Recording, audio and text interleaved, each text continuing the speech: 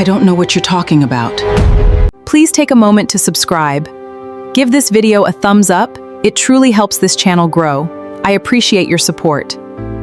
Now let's dive into today's story. I opened my lockbox on a Tuesday morning to grab my passport for a flight I needed to book within the hour, and found it completely empty. No passport. No birth certificate. No copy of my trust documentation.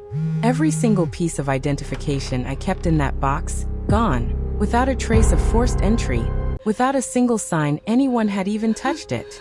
My grandmother, the woman who raised me for most of my childhood while my own mother worked 3 jobs just to keep us housed, was dying in a hospital room in Ohio, and I needed to be on a plane within 48 hours to have any real chance of saying goodbye to her. I tore my bedroom apart looking for those documents. I checked every drawer, every closet, every place I might have absent-mindedly moved them, growing more frantic with each passing minute, until I remembered something small, something I'd nearly forgotten in my panic. My mother-in-law, Carmen, had been alone in my bedroom for nearly 20 minutes the previous afternoon, offering to tidy up while I was in the shower, an offer I'd found slightly strange at the time, but hadn't thought seriously enough about to question.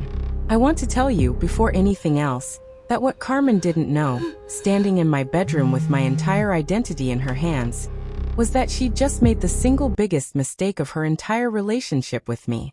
Because 3 days later, while she was still congratulating herself on successfully trapping me in her son's household, I was already on a plane, and her carefully orchestrated scheme was about to unravel in front of the entire family in a way she never once saw coming. Before I tell you exactly how that happened, if this is your first time here, go ahead and hit subscribe, because this story is worth staying for all the way through. Like this video if you believe nobody should ever have the power to trap another adult against their will. Share it with somebody who needs the reminder that quiet strength often works faster than anyone expects. And drop a comment below with the time and the city you're watching this from. I read every single one, and I love seeing exactly how far these stories travel. Now let me take you back to the beginning, to understand exactly who I was, exactly why Carmen felt so threatened by my independence, and exactly what she had no idea she was dealing with when she decided to hide my passport in the first place. My name is Naomi Ellison Reyes, and for the 3 years of my marriage to David, my mother-in-law, Carmen, had known me only as a somewhat quiet, unassuming woman who worked part-time as a freelance consultant and generally kept to herself, a description that was, in its broad strokes, entirely accurate, though it left out a considerable amount of relevant context Carmen had simply never bothered to ask about. What Carmen didn't know was that I'd inherited a substantial trust from my grandfather's side of the family 6 years before I ever met David, alongside a minority ownership stake in a logistics company my late father had helped build decades earlier.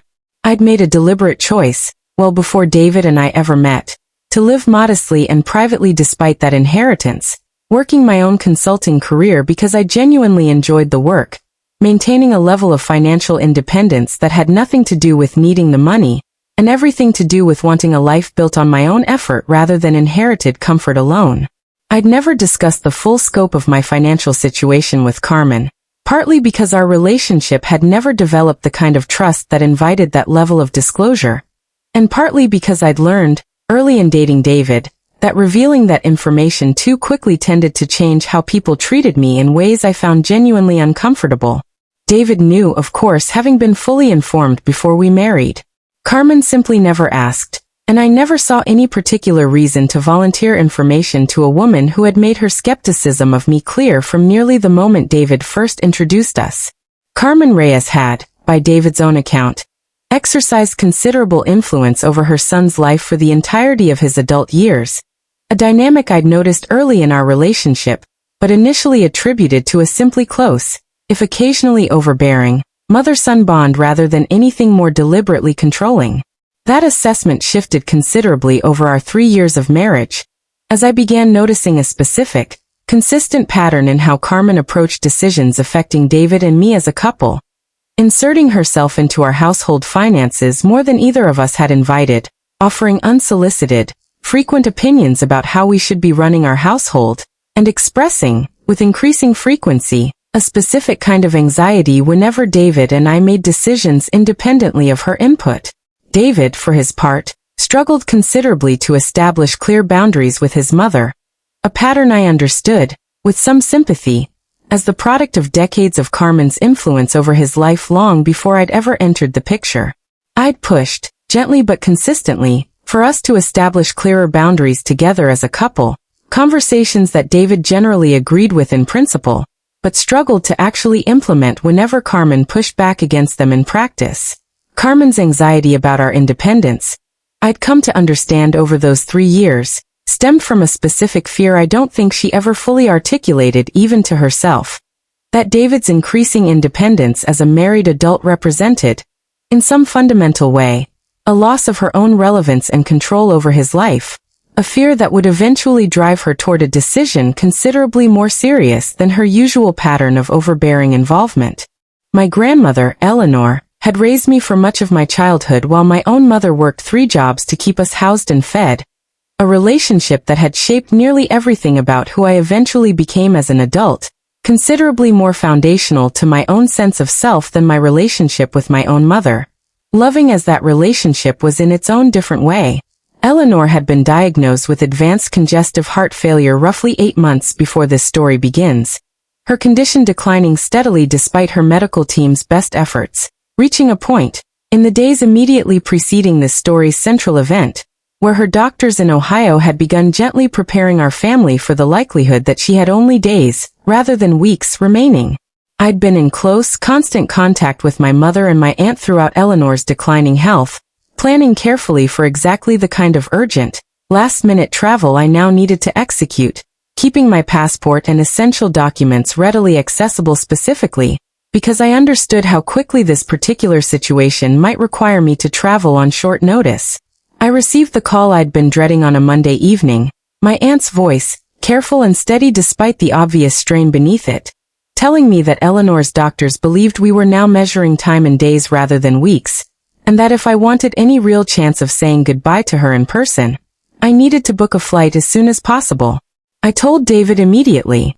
I told Carmen, who was visiting our home that same evening, shortly afterward, watching, though I didn't fully register its significance at the time, a specific, careful shift in her expression as she processed exactly what my grandmother's declining health meant for my own immediate travel plans.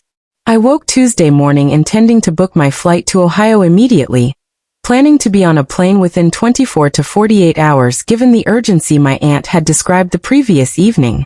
I went directly to the small lockbox I kept in our bedroom closet, containing my passport, birth certificate, and several other essential documents I'd learned, through years of careful personal organization, to keep secured and readily accessible. The lockbox was empty, not simply disorganized, not misplaced, but completely, deliberately emptied of every single document I'd kept inside it, with absolutely no sign of forced entry or damage to the box itself. I spent nearly an hour searching our entire bedroom with a rising, genuine panic, checking every drawer, every closet, every conceivable location those documents might have been accidentally moved to, growing increasingly desperate as the clock continued moving forward on a timeline that felt, given my grandmother's condition, unbearably urgent. It was sitting on the edge of our bed, forcing myself to think clearly rather than simply continuing to panic, that I remembered a specific detail from the previous afternoon. Carmen had been alone in our bedroom for nearly 20 minutes while I showered, offering, in a tone I'd found slightly odd at the time but hadn't questioned further, to tidy up a few things, while she waited for David to finish a work call downstairs. I sat with that memory for a long moment, feeling a cold, clarifying understanding settle over me that had nothing to do with panic, and everything to do with a rapidly forming certainty about exactly what had happened to my documents, and exactly why. I called David immediately, explaining what I'd discovered and the specific memory that had surfaced regarding his mother's unusual time alone in our bedroom the previous afternoon. David's response, though genuinely concerned about the missing documents themselves, carried a visible reluctance to seriously entertain the possibility that his own mother might have deliberately taken them. "Naomi, I understand you're panicking right now, but that's a serious accusation. Mom wouldn't do something like that. David, I need you to actually consider this clearly rather than defending her automatically," I said, working hard to keep my own voice steady despite the mounting urgency I felt about my grandmother's condition. Every single document is gone, with no sign of a break-in. And your mother was alone in our bedroom yesterday for 20 minutes doing something she's never once done in 3 years of visiting our home. I'm not accusing her without reason. I'm asking you to help me figure out what actually happened, because I need those documents back today, not after we've spent hours debating whether this is even possible. David reluctantly agreed to call his mother directly, a conversation I listened to from beside him, growing increasingly frustrated as Carmen offered a series of vague, evasive responses that neither confirmed nor directly denied any knowledge of my missing documents, insisting only that David was being unfair to even ask such a question of his own mother. I understood, listening to that evasive, carefully non-committal conversation, exactly how much time I was potentially about to lose to a family dynamic that clearly wasn't going to resolve this situation quickly enough to meet the urgent timeline my grandmother's condition actually required. I made a decision, sitting in our kitchen roughly 2 hours after discovering the empty lockbox, that would define the following 3 days. I stopped waiting for David or Carmen to resolve this situation through family conversation, and started, instead, deploying every resource I actually had available to solve the problem myself, directly and efficiently. I called my attorney, Patricia Vance, who had managed my trust and various legal matters for years, explaining the full situation, and asking for her immediate guidance on both the missing documents themselves and the broader question of what legal options I might have regarding Carmen's apparent involvement. Patricia, understanding immediately the urgency of my grandmother's condition, connected me within the hour to a private investigator her firm worked with regularly, a careful, efficient professional named Marcus Chun who specialized in exactly this kind of rapid, discreet fact-finding. I also contacted the State Department's Emergency Passport Services directly, a process I was familiar with through my own business travel over the years, explaining the specific, time-sensitive family emergency, and beginning the formal process for an expedited emergency passport, a process that, with the right documentation and genuine urgency, could realistically be completed within 1 to 3 business days rather than the standard several weeks. I want to be clear that none of this required any dramatic confrontation with Carmen in that moment. It simply required me to stop waiting for a family conversation to resolve a problem that my own independent resources were considerably better equipped to solve quickly and directly. Marcus Chun began his work within hours of Patricia's referral, starting with something considerably simpler than I'd initially expected, reviewing the security camera footage from our home's own doorbell and interior camera system, footage David and I had installed the previous year primarily for basic home security purposes, footage neither Carmen nor, apparently, David himself had thought carefully about in the context of this specific situation. That footage, reviewed carefully by Marcus within a matter of hours, showed exactly what I'd already suspected. Carmen entering our bedroom alone the previous afternoon, moving directly and purposefully toward the closet where my lockbox was kept, spending several minutes working at something just out of the camera's direct line of sight, before leaving the room carrying a small bag she hadn't been carrying when she entered. Marcus also discovered, through some careful, entirely legal research into Carmen's recent activity, that she'd made a phone call to a locksmith 2 days before my grandmother's health decline became known to the family, a call that, combined with the timing of everything else, suggested a level of premeditation in Carmen's actions that went considerably beyond a single, impulsive decision made in a moment of panic about my potential travel. I want to be careful about how I characterize this, Marcus told me, presenting his findings roughly 18 hours after I'd first contacted him. But the pattern here suggests someone who planned this specific action in advance, rather than someone who acted purely impulsively in the moment. That's important context for whatever decisions you make next. While Marcus worked through the investigation into exactly what had happened to my original documents, I continued moving forward simultaneously on securing emergency replacement documentation, understanding that regardless of whether or when my original passport was recovered, I needed a viable, independent path to travel that didn't depend on Carmen's cooperation or conscience. Patricia's firm had considerable experience navigating exactly this kind of urgent documentation crisis for clients with time-sensitive family emergencies, connecting me with a State Department contact who specialized in expedited emergency processing for genuine humanitarian circumstances. I provided documentation of my grandmother's medical condition, a letter from her attending physician confirming the urgency of the situation, and my own sworn statement regarding my missing original passport, a combination of documentation that qualified me for the department's most expedited emergency processing track. I want to be honest that this process required real effort and no small amount of expense. An emergency processing fee, same-day photo services, and a same-day trip to a regional passport office capable of handling this specific level of urgency, resources I was admittedly fortunate to have readily available given my own financial circumstances, resources that made an already difficult, emotionally exhausting situation considerably more manageable than it would have been for someone without that same access. By Wednesday evening, roughly 36 hours after discovering my original documents missing, I held a valid emergency passport in my hands, cleared for immediate international and domestic travel, entirely independent of whatever Carmen had done with my original documentation. I booked a flight for Thursday morning, arriving at my grandmother's bedside in Ohio less than 60 hours after first discovering my documents missing, a timeline that felt, given everything I'd navigated to make it happen, like its own small, significant victory even before addressing anything further about Carmen's specific role in nearly preventing it entirely. I spent 2 precious days at my grandmother's bedside before she passed peacefully, surrounded by our family, an outcome I understood, with a specific, grounded gratitude I might have entirely missed had I simply waited for David and Carmen's family dynamics to resolve the missing documents situation on their own timeline rather than taking direct, independent action myself. I told my mother and my aunt, during those 2 difficult but meaningful days in Ohio, the full story of what had happened with my documents. Both women expressing a specific, quiet fury on my behalf that I found, honestly, somewhat validating after the exhausting effort of the preceding several days.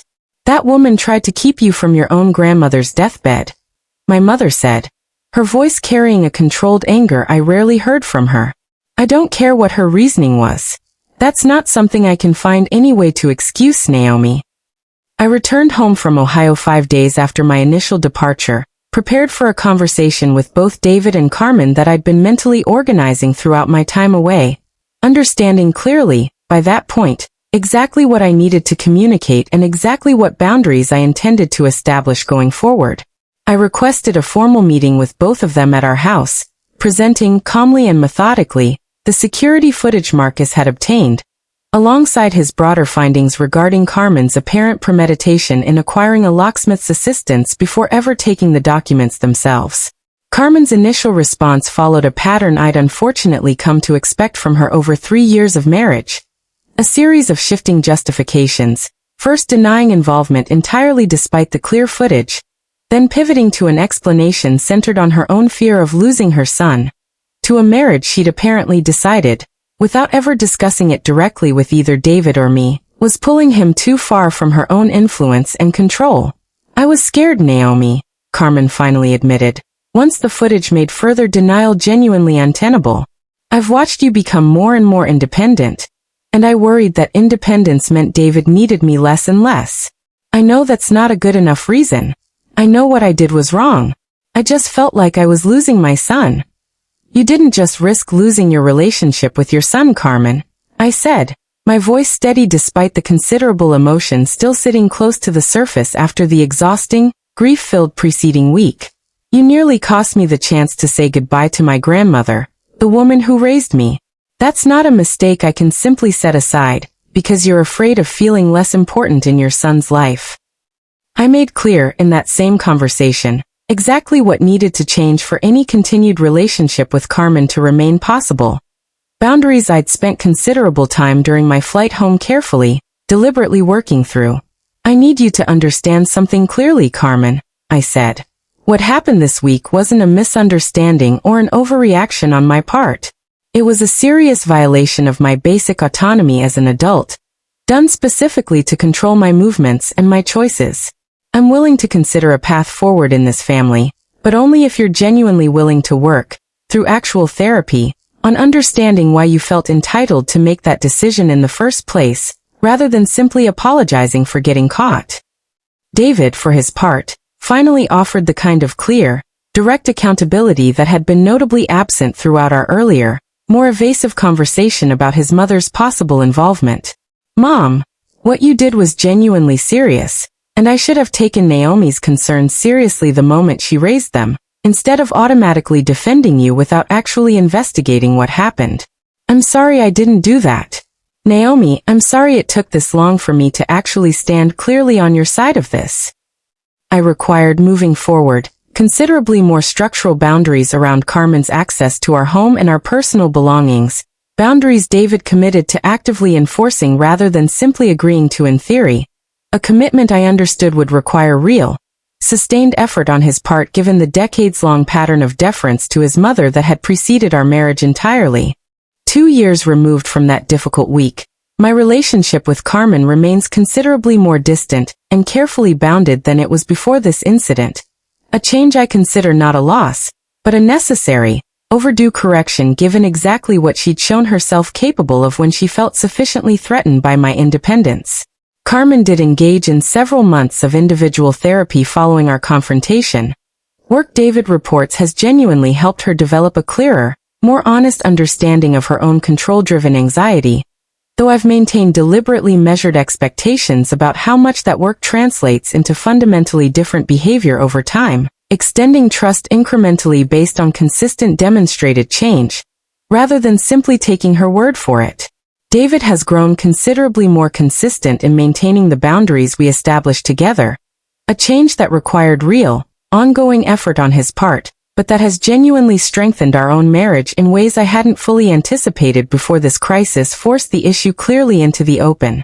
I think often about those 3 days, the panic of discovering my documents missing, the rapid, methodical work of solving that crisis entirely through my own resources and connections, the 2 precious days I ultimately spent at my grandmother's bedside, because I refused to simply wait for a family conflict to resolve itself on someone else's timeline. I used to think love meant being infinitely patient with difficult family dynamics, waiting quietly for other people's growth on their own schedule. I said in a conversation I later gave permission to share as part of this story. I understand now that sometimes love, real love, for myself and for the people I was rushing to be present for, requires acting decisively and immediately, using every resource actually available to you, rather than waiting for someone else's permission or resolution first. My grandmother got to see my face one more time before she passed, because I refused to simply wait. I will never regret that decision, regardless of what it ultimately cost my relationship with Carmen. Thanks for tuning in and watching to the end. Drop your comments below.